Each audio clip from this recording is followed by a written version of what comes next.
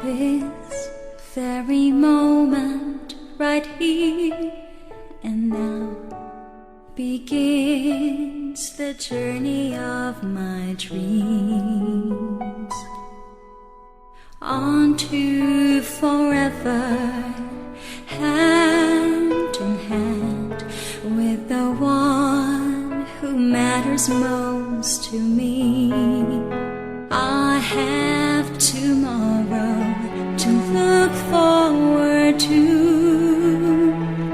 for God has given me you to have and to hold, to cherish and honor, to love and call my very own, to share all I am with body, heart and soul. You are mine as I am yours, to have and to hold.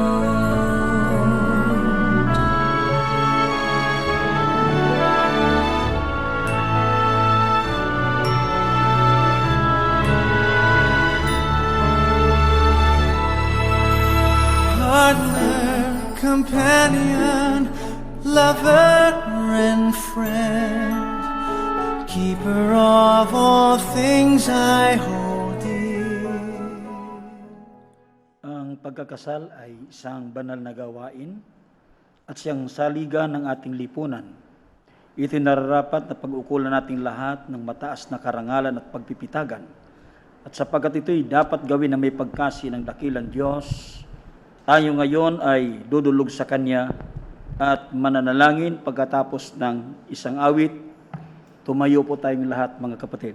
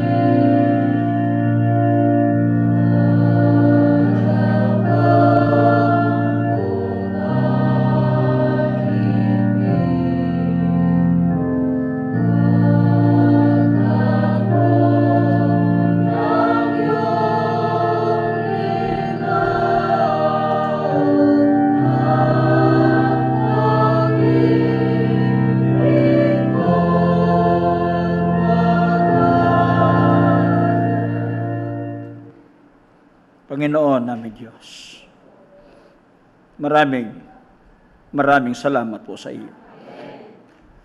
Ibinigay mo ang magandang pagkakataong ito na itinakda ng mga lingkod mo para sila'y pagbuklurin sa pamamagitan ng banal na pagkakasal. Ama, inihiling namin sa iyo, kung hindi man nagkapalad, lahat ng kanilang mga mahal sa buhay ay makasaksi sa banal na pagtitipong ito. Pero ikaw, Ama, huwag ka sanang lumayo.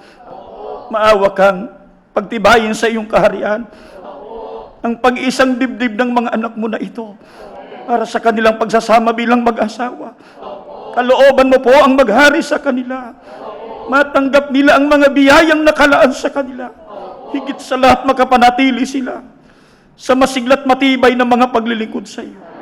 Pakikinggan muli nila ang iyong mga katotohanan na magiging gabay nila ngayon sa kanilang pagsasama bilang mag-asawa. Hinihiling namin sa iyo, huwag ka munang lumayo sa iyong mga lingkod. Ikaw kasi ang kailangan talaga ng mga anak mo na ito. Para sa ganito'y makamtay lang kanilang kaligayahang minimithi. Higit sa lahat makapamalagi sa masiglat matibay na mga paglilingkod sa iyo. Nakaugnay ang ginawa namin ito sa diwa ng iyong pamamahala sa huling araw. Hinihiling po namin ang lahat ng ito sa pangalan po ni Jesus na aming dakilang tagapagligtas. Amen. Umupo po tayong lahat. Tayo'y nagkakatigom ngayon sa harap ng Diyos, katipon upang pagbuklurin ang lalaki at babaeng naririto sa pamamagitan ng banal na pagkakasal. Ang pag-asawa ay itinatag ng Diyos at ito'y binatutunayan ng mga pahayag na isinasaad sa unang aklat ng Biblia sa Henesis na ganito ang sinasabi. At sinabi ng Panginoon Diyos, hindi mabutin ang lalaki ay mag-isa. Siya'y ilalalang ko ng isang katulong niya. At hinulugan ng Panginoon Diyos ng di kawasang himbing ang lalaki at sinatulog at kinuha ang isa sa kanyang mga tadyang at pinapaghilom ang laman sa dakong yaon. Ang tadyang na kinuha ng Panginoong Diyos sa lalaki ay ginawa niyang isang babae at idinala niya sa lalaki. At sila'y binasbasan ng Diyos at sa kanila'y sinabi ng Diyos, kayo'y magpalaanakin at magpakarami. Dapat nating alalahanin kung gayon na ang pag-asawa'y itinatag ng Diyos para sa kapakinabangan at kaligayahan ng mga taong kanyang nilalang. Itinuro ng ating Panginoon Kristo na sa pagkakasal ay pinapagsasama ng Diyos ang lalaki at babae upang maging isang laman lamang sa paningin ng may kapal.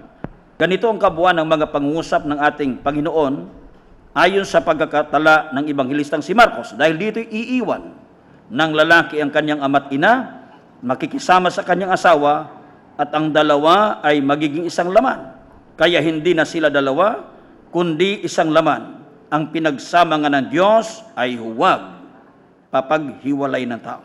At upang matupad ang banal na pagsasamang ito ng mag-asawa, ay itinatagubili ni Apostol Pablo batay sa nakasulat sa banal na aklat na ang babae na may asawa ay itinali ng kautusan sa asawa samantalang ito ay nabubuhay. Kaya, hindi ang babae, kapatid Maria, hindi rin ang lalaki, kundi ang batas o kautusan ng Diyos ang makapangyayari sa buhay ng mag-asawa. Pakinggan ninyo ngayon muli ang mga kautusan ng Diyos sa lalaki at sa babae na mag-asawa. Ganito ang nakasulat ng mga utos ng Diyos sa iyo, kapatid na Risalito. Ang tungkulin ng lalaking ikinakasal ay tinuro ng dakilang apostol na si Pablo sa kanyang sulat sa mga taga-Efeso na sinabi niyang dapat mahalin ng lalaki ang kani-kanilang asawa tulad ng sarili nilang katawan. Ang lalaking nagmamahal sa kanyang asawa ay nagmamahal sa kanyang sarili, sapagkat walang taong namumuhi sa sarili niyang katawan, bagkus ito'y pinakakain at inaalagaan, gaya ng ginagawa ni Kristo sa iglesia.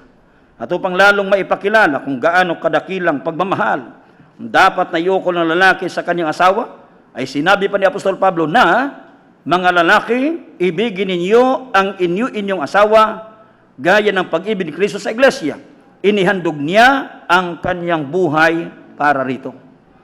Bukod dito ang lalaki, ang pinapananagot din na siya ang magkaroon ng pamumuno sa kanyang asawa, sapagkat ayon kay Apostol Pablo, ang lalaki ay pangulo ng kanyang asawa, gaya naman ng Kristo na pangulo ng iglesia, na siya rin ang tagapagligtas ng katawan. Upang maging maligaya, matiwasay ang pagsama ng mga lingkod ng Diyos na pinagtali ng kanyang mga kautusan, ay itinatagubilin sa lalaking ikinakasalang ganito, mga lalaki, ibigin ninyo ang inyong asawa at huwag kayong maging mapait sa kanila. Ito ay nabanggit ko na sa inyo. Kasi matamis lang yung dila natin nung panahong nanliligaw. Diba? Lahat ng mga pangako naroon. Nung makuha na yung gusto, naging mapait na. Huwag, kapatid na Risalito. Tandaan natin, muli kong ipaalaala sa iyo, ang puhunan natin kay kapatid na Rhea ay laway lang. Ang nag-alaga sa kanila, ang nagpalaki sa kanila, kung hindi man mga magulang, maaring yung kanilang mga kamag-anak. Iniingatan siya, lalo na. Higit pa roon ang pagmamahal na dapat nating iukol sa ating asawa. Naintindihan ba natin, kapatid? Gayon din naman, ayon sa sulat ni Apostol Pedro, kayong mga lalaki, magsipamahay kayong kasama ng inyong asawa. Hindi iba ha, ang isasama. Magsipamahay kayo kasama ang inyong asawa ayon sa pagkakilala. Napakundanganan ng babae na gaya ng marupok na sisidlan, yamang kayo na may kasamang tagapagmana ng biyaya ng kabuhayan upang ang inyong mga panalangin ay huwag mapigilan. Ang lalaki rin ang pinapananagot ng Diyos sa paghanap buhay. Ganitong utos ng Diyos sa lalaking si Adan na nakasulat din sa banal na aklat. At kay Adan ay sinabi, sapagkat iyong dininig ang tinig ng iyong asawa at kumain ka ng bunga ng punong kahoy na aking iniutos sa iyo na sinabi, huwag kang kakain yaon, sumpain ng lupa dahil sa iyo, kakain ka sa kanya sa pamamagitan ng iyong pagpapagal sa lahat ng mga araw ng iyong buhay. Sa pawis ng iyong mukha ay kakain ka ng tinapay hanggang sa ikaw ay mauwi sa lupa, sapagkat yan ka kinuha, sapagkat ikaw ay alabok at sa alabok ka uuwi. Kaya kung ikay naging masipag nung ikay binata pa, lalo na ngayon, hindi naman masama na tumulong ang asawa sa hirap ng buhay. Pero talagang ang pinapananagot ng Diyos na maghanap buhay, tutos-tos sa pangangailangan ng kanyang pamilya ay ang mga padre de pamilya. Naintindihan ba natin yan, Bot? Ito naman, kapatid na Rhea, sapagkat hindi lang mahalaga dito ay matapos yung programa ng pagkakasal. Dapat na unawaan ninyo kung ano ang tungkulin niyo sa isa't isa. Ang totoo, pag ito lang ang manaig sa buhay ng mag-asawa, walang mag-asawa kailanman na magkahiwalay. Eh bakit may nagkahiwalay? Hindi sinunod. Hindi sinunod yung kalooban ng Diyos. Ang sinunod yung kanilang kagustuhan lang. Kaya tandaan natin, noon sa umpisa lang, di ba? Ang sabi, ang pinagsama ng Diyos, huwag papaghiwalay ng tao. Maging yung mga witnesses ninyo. Maging kayo, wala kayong karapatan na maghiwalay kayo. Yan ang dapat na maintindihan ninyo. Kasi bakit ba magpakasal kung maghiwalay din lang? Hindi ba? Hindi na magpakasal.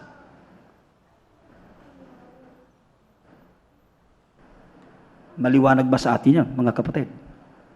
Kaya bawal sa iglesia, diborsyo. Saan man makarating ang iglesia ni Kristo, makarating ba sa kung saang bansa na legal ang diborsyo, pero namamalagi ang stand, ang doktrina natin sa iglesia. Hindi pinapayagan ng Diyos na ang mag-asawa maghiwalay. Ito naman ang tungkulin mo, kapatid na Rhea. Ganito ang nakasulat na tungkulin at obligasyon ng asawa sa kanyang bana. Ang tungkulin ng babaeng ikinakasal ay tinuro rin Apostol Pablo doon din sa kanyang sulat sa mga taga-Efeso na sinasabing, gayunman, ay umibig naman ang bawat isa sa inyo sa kanya-kanyang sariling bana, gaya ng kanyang sarili. At ang babae ay gumagalang sa kanyang bana. Atin na ito na seminar, ha? Hindi yung isang salita pa niya, sa atin ay 30 na. Di ba? Oo. Hindi dahil sa parabagang wala tayong equal rights. Hindi ho. Pasakop tayo sa ating bana sapagkat yan ang kalooban nino. Dapat talaga ipagpauna natin yung kalooban nino ng Diyos. Ang paggalang na dapat iukol ng babae sa kanyang bana ay piniliwanag ni Apostol Pablo sa kanyang sulat sa mga taga-Kolosa na nagsasabing, mga babae, pasakop kayo sa inyong bana, sapagkat yan ang kalooban ng Panginoon. Kita nyo na. Hindi ang kalooban natin ang makapamayaning. Kalooban nino. Kahit sa tingin natin, para bagang dihado tayo. Pero sundin natin yan, sapagkat yon ang kalooban nino. Hindi dahil sa yun ang kagustuhan niya, no. Hindi rin sa yan ang kagustuhan mo, no. Sundin natin yon, sapagkat yun ang kalooban nino. No. Ang babae mag-aral tumahimik na may buong pagkapasakop, ngunit hindi ko ipinahintulot ng babae magturo ni magkakaroon ng pamuno sa lalaki, kundi tumahimik. Ipinahayag ng Apostol Pablo ng babae dapat maging uliran sa lahat ng bagay upang kanilang maturuan ng mga babaeng may kabataan na magsiibig sa kanya-kanyang bana, magsiibig sa kanilang mga anak, mga pagkahinahon, mangagpakalinis, mangagpakasipag sa bahay, magagandang loob, pasakop sa kanya-kanyang bana upang huwag lapastanganin ang salita ng Diyos. Ang babaeng ikinasal na may ganitong katangian ay lubang mahalaga at ang lalaki na kasumpong sa kanya ay nakasumpong ng isang mabuting kapalaran. Natupad sa kanya ang kalwikaang sinabi ni Solomon, isang mabait na babae, sinong makakasumpong sapagkat ang kanyang halaga ay higit na makapupo kaysa mga rubi. Ang puso ng kanyang bana ay tumitiwala sa kanya at sa hindi kukulangin ng pakinabang. Gumagawa siya ng mabuti sa kanya, hindi ng kasamaan sa lahat ng mga kaarawan ng kanyang buhay. Tunay na itong dapat na maging katangian ng babaeng kinasal sapagkat ang sabi ni Apostol Pablo, ang babae ay siyang kaluwalhatian ng lalaki. Bali sa ibabaw ng lahat ay pananagutan ninyong dalawa na umibig sa Diyos gaya ng isinasaad sa mga aklat ng kautusan, iyong iibigin ang Panginoon mong Diyos ng iyong buong puso at ng iyong buong kaluluwa at ng iyong buong lakas. Ito rin ang ipamumulat ninyo sa inyong magiging mga anak sapagkat ito ang sinasabi ng kautusan na iyong ituturo ng buong sikap sa iyong mga anak, iyong sasalitain tungkol sa kanila pagka ikay nakaupo sa iyong bahay, pagka ikay lumalakad sa daan, at pagka ikay nahiga, at pagka ikay bumabangon. Kung ang lahat ng mga kautosang ito na itinatali sa inyo ngayon ay buong ingat inyong isasagawa, ang inyong pagsasama bilang mag-asawa ay magiging matagumpay. Sapagkat tatamuhin ninyo ang mga pagpapala at mga paglingap ng Panginoon Diyos gaya ng sinasabi sa mga awit ni David, mapalad ang bawat isa na natatakot sa Panginoon, na lumalakad sa kanyang mga daan. Sapagkat iyong kakanin ang gawa ng iyong mga kamay, magiging maginhawa ka at ikabubuti mo. Ang asawa'y magiging parang mabungang puno ng ubas sa pinakaloob ng iyong bahay. Ang mga anak ko'y parang mga puno ng olibo sa palibot ng iyong dulang. Narito, na ganito nawa, pagpalain ang tao na natatakot sa Panginoon. Kapatid na Resalito, kapatid na Rhea, ito ang hinahangad at idinadalangin ng lahat ng mga sumasaksi sa banal na pagtitipong ito na tamuhin nawa ninyong dalawa. Tamuhin nawa ninyong dalawa ang masaganang pagpapala ng Diyos. Pero matanong ko kayong dalawa, tinatanggap man ninyo ang mga kautosang ito ng Diyos na maging tali at buklo ng inyong pagsasama bilang mag-asawa? Nakatalaga ba kayo na ito'y inyong sumpaan ngayon sa harapan ng Diyos na marinig ng inyong mga piling saksi at ng kapulungan ito? Tumayo kayong dalawa, tumayo na po yung saksi pati yung mga abay. Kapatid na Risalito, itaas mo yung kanang kamay.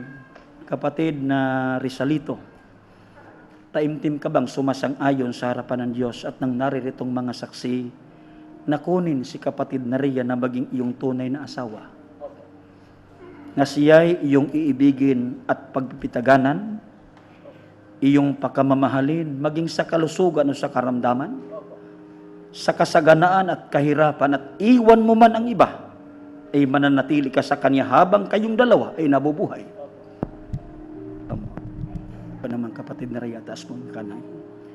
Kapatid na Rhea, mataimtim din bang iyong sinasang-ayunan natanggapin si kapatid na Resalito na maging iyong tunay na bana? Na siya'y iyong iibigin at igagalang at mabubuhay kang kasama niya sa buong pagtitiwala at pagiliw, sa kalusugan at sa karamdaman, sa kaginhawahan at sa kahirapan, at iwan mo man ang iba, ay mananatili ka sa kanya habang kayong dalawa ay nabubuhay. Humarap kayo sa isa't isa. Pagkahawak ang inyong kanang kamay. Sumunod ka pagkatapos ko, Brad, sabihin mo ito ng taimtim at mula sa puso mo. Ako si. Sabihin mo pangalan. Kinukuha kita. Sabihin mo pangalan niya. Na maging aking tunay na asawa. At ako ay nangangako at nakikipagtipan sa iyo sa harapan ng Diyos at ng ating mga saksi na sa iyo ako'y magiging mapagmahal, matapat na bana sa kasaganaan at sa kahirapan, sa katwaan at kalungkutan, at sa kalusugan at sa karamdaman, hanggang sa papaghiwalayin tayo hanggang sa paghiwalay tayo ng kamatayan. ng kamatayan. Kapatid na Rhea, sabihin mo rin ito sa kanya, sumunod ka pagkatapos ko, akong tinatanggap kita. Sabihin mo pangalan niya. Na maging aking tunay na bana. At ako ay nangangako at nakikipagtipan sa iyo sa harapan ng Diyos at ng ating mga saksi na sa iyo ako'y magiging mapagmahal at matapat na asawa sa kasaganaan at sa kahirapan, sa katuwaan at kalungkutan, at sa kalusugan at sa karamdaman, hanggang sa papaghiwalayin tayo ng kamatayan.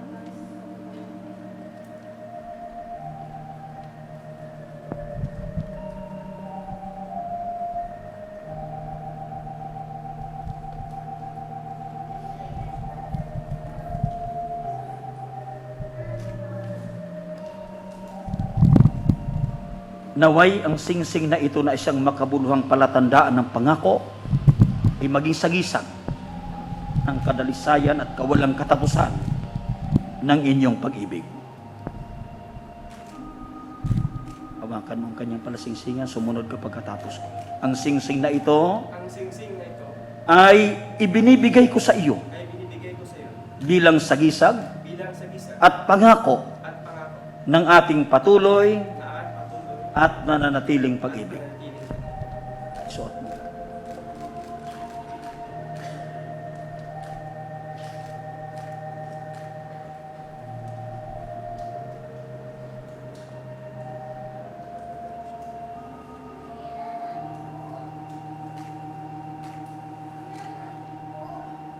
Naway ang singsing na ito na isang makabuluhang palatandaan ng pangako ay maging sagisag ng kadalisayan at kawalang katapusan ng inyong pag-ibig. Tanggapin. Sumunod ka pagkatapos ko. Ang singsing na ito ay ibinibigay ko rin sa iyo bilang sagisag at pangako ng ating patuloy at nananatiling pag-ibig. Humarap kayo dito. Bayaang ito'y maging tatak ng inyong pinagbuklod na kapalaran at ng inyong pagkakasundo, pagsusuyuan, pagmamahalan at katapatan na sa pamamagitan nito'y mula ngayon ay natatalian kayo hanggang sa kayo'y papaghiwalay ng kamatayan. At yayamang tinupad na ninyo ang matapat na pagkakasundo, ako sa pamamagitan ng aking karapatan bilang ministro ng Iglesia ni Cristo ay ipinahayag ko na kay tunay ng mag-asawa ayon sa mga utos ng Diyos at mga batas ng ating bansa, ang pinagsama nga ng Diyos ay huwag papaghiwalay ng tao. Lumuhod kayong mag-asawa, magkahawak ninyo ng kanang may singsing, may singsing.